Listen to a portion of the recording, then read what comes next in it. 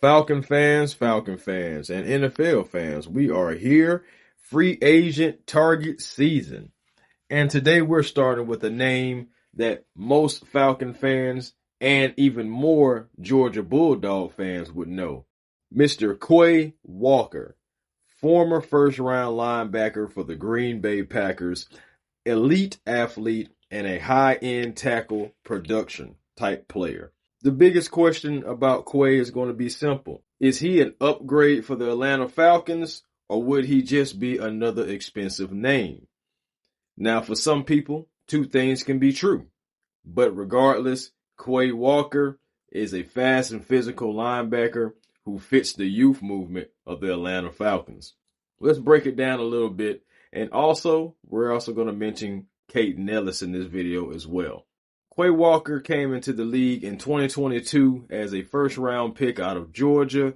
He's 6'4", 240 pounds. He was long, explosive, built like the modern-day NFL linebacker. From day one in Green Bay, he was thrown into the fire. He was a full-time starter.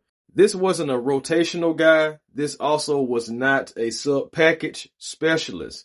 This was a true three-down linebacker, or at least that's how he's been used. Production-wise, 2025 season with the Packers, Quay Walker accumulated 128 total tackles, with around 58 of those being solo, 2.5 sacks, multiple quarterback pressures, pass breakups sprinkled in as well, so he's just completely getting after it.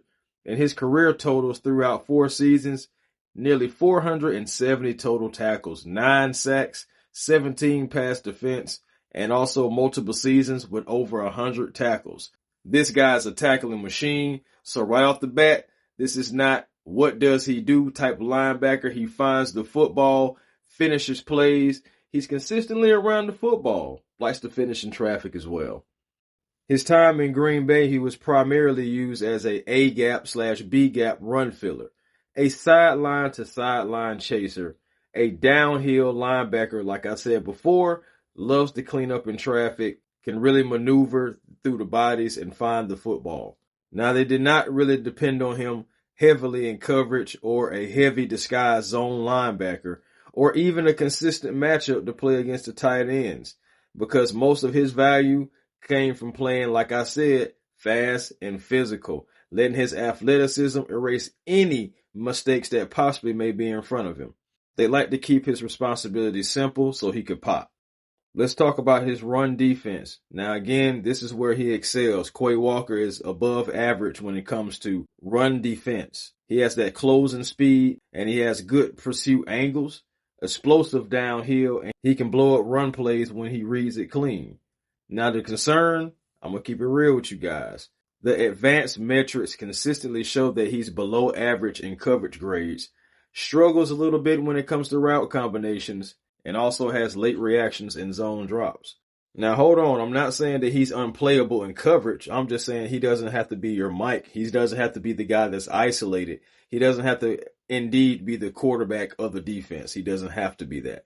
He's a physical linebacker, not a cerebral one. So you use him as a weapon. You tell him to go attack and you allow him to do such.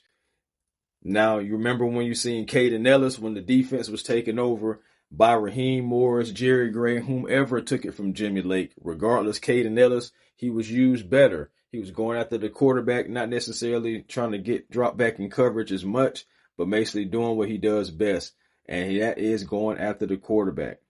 Kaden Elliss also, he's most likely going to be a little bit cheaper, possibly, than Quay Walker, but he's more versatile. I feel like he is better in coverage than Quay Walker overall. And, of course, that strong leader and communicator, something that you always need in the middle of your defense. Now, Quay Walker, of course, he's younger, bigger, faster, a pure tackler, and he has a lot of upside as a run defender. Elliss, though, he does a little of everything.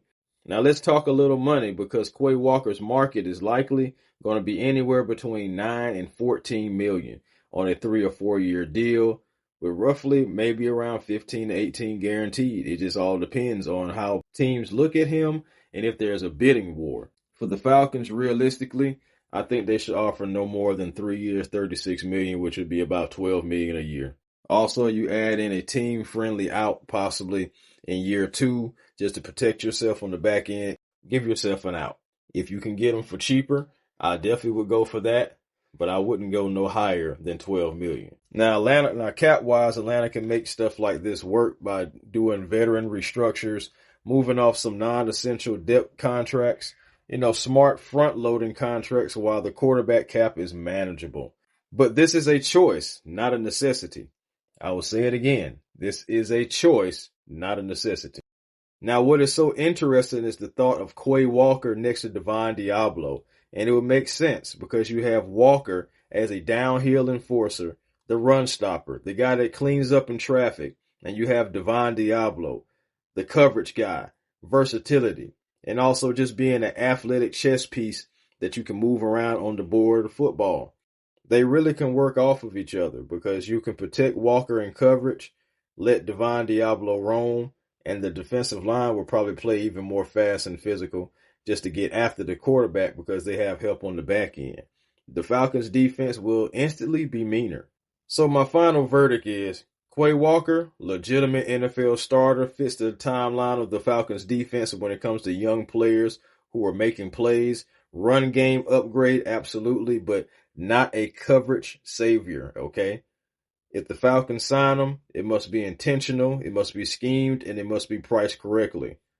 I'm not calling him a no-brainer, but he is someone that can make a difference on your defense. Please let me know in the comment section how you feel. Would you rather have Quay Walker, or would you try to re-sign Kaden Elliss? Kaden Elliss, who is a free agent, and do you guys feel like he even wants to come back to the Atlanta Falcons? Talking about Kaden Elliss. Regardless, let me know in the comments. Chris Tipmore, A1 Forever Sports, and I'm out.